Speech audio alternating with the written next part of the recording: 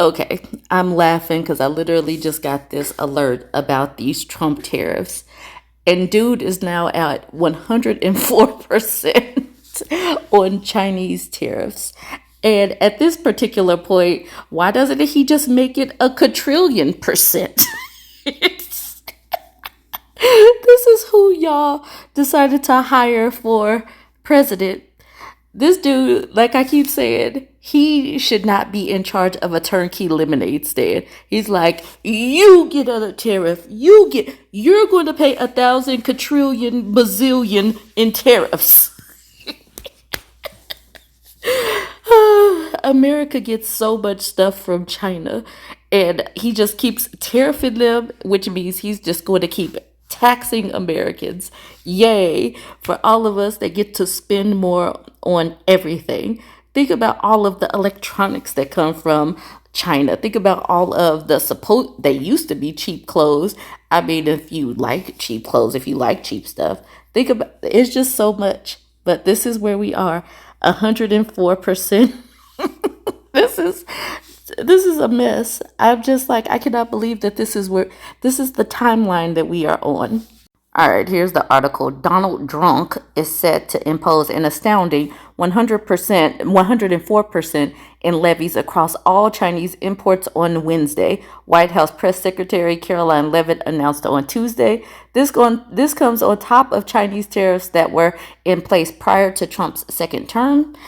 China was already set to see tariffs increase by 34% on Wednesday as part of Trump's reciprocal tariffs package. But the president tacked on another 50% after Beijing didn't back off his promise to impose 34% retaliatory tariffs on U.S. goods by noon Tuesday, adding an additional 84% in duties.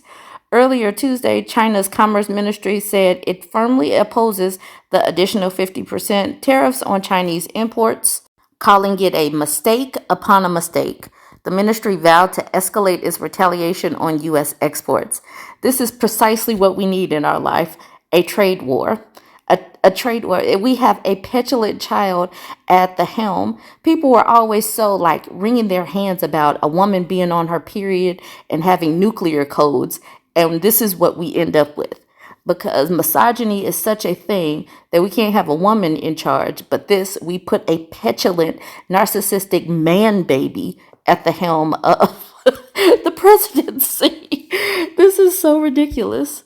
U.S. stocks, which soared Tuesday morning, began moving lower off of Leavitt's comments. The NASDAQ and S&P 500 dipped into negative territory, while the Dow remained positive around 2:30 p.m. Eastern Time.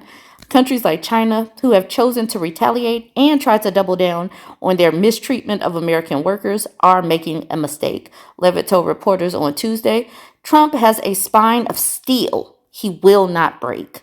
The Chinese want to make a deal, they just don't know how to do it, she added. She declined to share what, if any, terms Trump would consider to lower tariffs on China.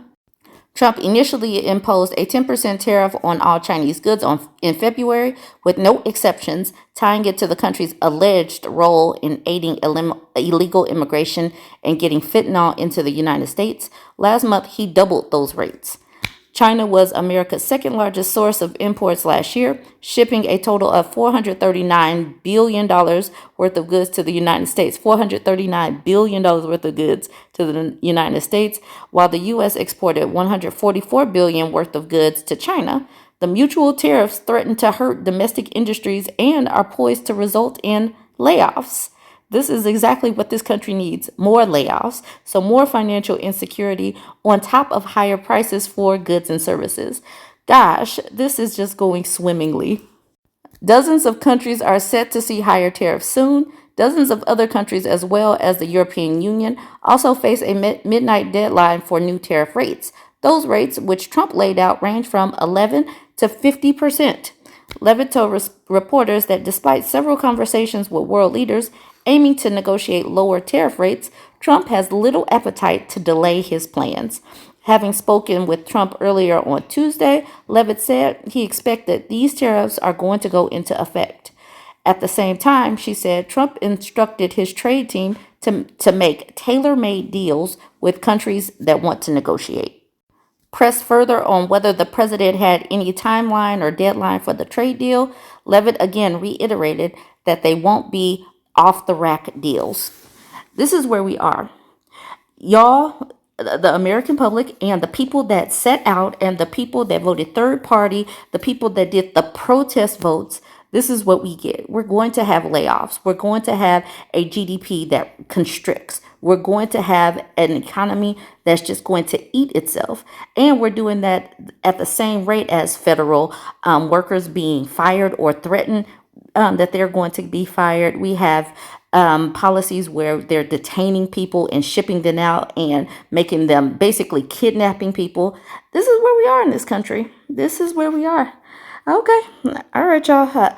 And I know MAGA folks will not admit how dumb this timeline is, but this is where we are. Anyways, join the conversation. Let me know what you think about these tariffs. 104%. Like I said, you might as well say a kabillion, quadrillion. 4 quadrillion. Like, comment, and share. So Tesla and Elon Musk, they're still having some bad days. So we know that they were having all of these protests and labeling these cars as swastikars and all of that. Now it's saying that the Tesla brand, the Tesla stores are sitting on thousands of unsold Cybertrucks as it stops accepting its own cars as trade-ins.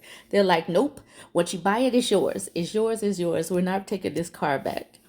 All right, so this article says, despite producing the Tesla Model Y, the most popular new car on the planet last year, Tesla has had a rough time so far in 2025. The American EV maker faces Tesla takedown protests and other boycotts from citizens across the globe, thanks to the inflammatory words and actions of the brand's CEO, Elon Musk.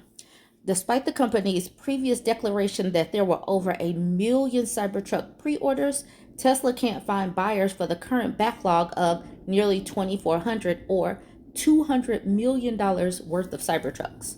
Not only that, but Tesla is allegedly refusing to accept its own Cybertrucks as trade-ins since it can't sell them, and is reportedly even forcing some owners to lemon law their cars instead. That's an ominous sign for the model that was supposed to revolutionize the pickup market and revitalize the automaker's aging lineup. Even before all of this toxicity of Leon scum, I thought that those trucks were hideous. Please let me know what you think of those cars. When I first started seeing them on the road, I was definitely confused. It's a terrible design. This sign right here at one of the Tesla takedowns, it says, "No one voted for Leon scum." All right, so the article continues. Despite Tesla's lofty sales expectations, Cybertruck monthly sales peaked at just 5,308 units in September last year and have since fallen sharply. The most recent Cybertruck recall affected almost every unit sold, and in process revealed that Tesla had only delivered 46,000 of its stainless steel pickups. The craziest part about that recall, it was because the glue is not keeping the stainless steel together. Who would think that they would be using glue and not welding stainless steel? So not only is the design ugly, it seems like the design is also faulty. All right, it says, okay, beyond the lack of demand, Leon Scum's decision to cozy up to Donald Trump and Open Doge, an organization that has systematically disassembled multiple public institutions that millions of American citizens love and rely on for employment and for services, has negatively impacted the public image of his own company. Now, Tesla owners are trying to get rid of their Teslas in order to distance themselves from Musk's politics, and people around the globe are boycotting the brand. These numerous yet avoidable challenges have led to a decline in Tesla's resale values and a massive surplus of undesirable new Cybertrucks, enough that the company will allegedly no longer accept its own Cybertrucks on trade-ins. Many Cybertruck owners reported trying to trade in the truck for a new vehicle, and they were told that the automaker currently doesn't accept its own vehicle as a trade-in. Some owners who have had their trucks in service for extended periods of time are also trying to get Tesla to take the truck back, but the company is forcing them to go through the lemon law process. Used Cybertruck prices are down 55% year over year and 13% over the last 3 months and 6% over the last month. As Tesla doesn't take the Cybertruck as a trade-in, other used car dealers are also reticent about buying the vehicle. They have been known to give lowball offers to potential sellers as they wait to see where the price will stabilize. As Trump's tariffs continue to thrust stock markets into chaos and Musk doubles down on his controversial behaviors, Tesla's future is uncertain. Tesla takedown protests have taken place in at least 253 cities around the world, and it doesn't seem like that momentum will slow anytime soon. So there's a whole lot working against Tesla, Leon scum being one, but also these tariffs. And we're seeing that the stock market the Tesla stock is also in a free fall. I do wonder what the Tesla shareholders are going to do about Leon scum as their CEO. This is the 6-month valuation of Tesla stock. Around 6 months ago, the stock was sitting around 215. It was in the two teens, and right now it's pretty much at 219. So everything that it gained going up this mountain and back down this mountain has basically been lost as the brand takes a hit because Elon Musk is making it take a hit. And I love that for him. I love that for them. I really wonder what the Tesla the Tesla shareholders are going to do about that. Now I want to talk about what's going on with Walmart. So Walmart wiped away its DEI policies, the diversity, equity, and inclusion policies. They were like, nope, because Trump and his administration, they don't particularly care about diversity. And these major corporations are falling in line. So there have been these boycotts that have been planned for these companies that are falling in line with wiping away the DEI policies. So Walmart responds to nationwide boycott as stores face blackout. Walmart has issued a public response to a growing nationwide boycott that began Monday as some Americans pledged to avoid the retail giant for a week in protest over a range of economic and political grievances. Serving communities is at the heart of Walmart's purpose to help people save money and live better, the company said in a statement shared with Newsweek.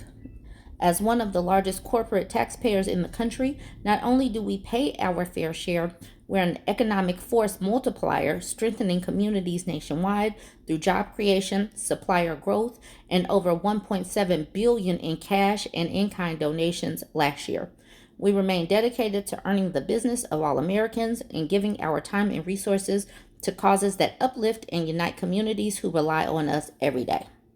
Information about Walmart's taxes along with other fiscal information is available on their corporate website.